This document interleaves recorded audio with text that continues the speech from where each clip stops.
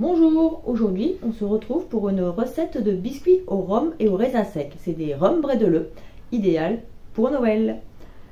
C'est parti pour les ingrédients.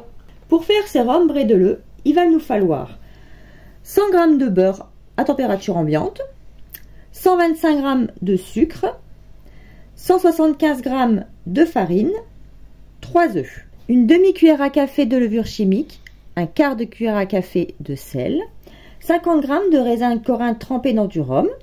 Et ensuite, pour le glaçage, il nous faudra 150 g de sucre glace et 4 cuillères à soupe de rhum. Dans un premier temps, nous allons battre le beurre avec le sucre jusqu'à obtenir une mousse. J'ai ajouté un jaune d'œuf. Je mélange et j'ajoute les deux autres un à un. Uniquement les jaunes.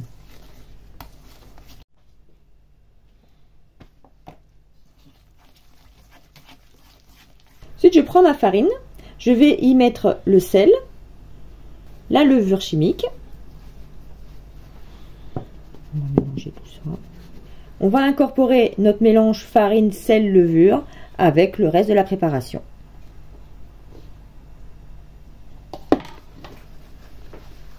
Ensuite, nous allons y mettre les raisins Corinthe qu'on aura préalablement égouttés.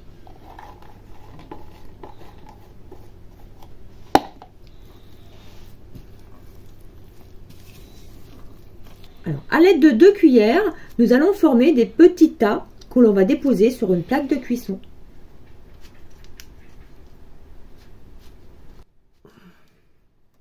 Ensuite, on enfourne à four chaud à 170 degrés pendant 10 à 15 minutes. Voilà, les gâteaux sont cuits.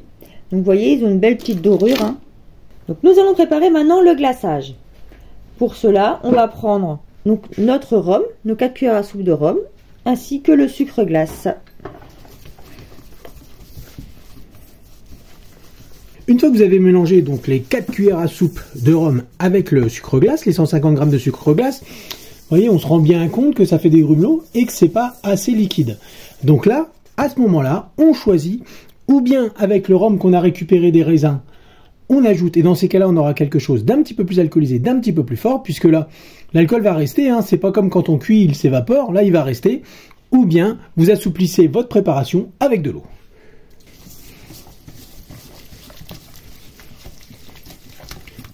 Il suffit vraiment de pas grand-chose. Pour avoir cette consistance, nous avons rajouté l'équivalent d'1 à 2 cuillères à soupe. Nous allons glacer donc avec un pinceau. On badigeonne. Ou alors, deuxième façon, on retourne le biscuit, on trempe. Et voilà. Le glaçage a séché. Voilà. L'intérieur du biscuit, avec les petits raisins dedans. Il n'y a plus qu'à vous régaler. Bonne dégustation et à la prochaine fois.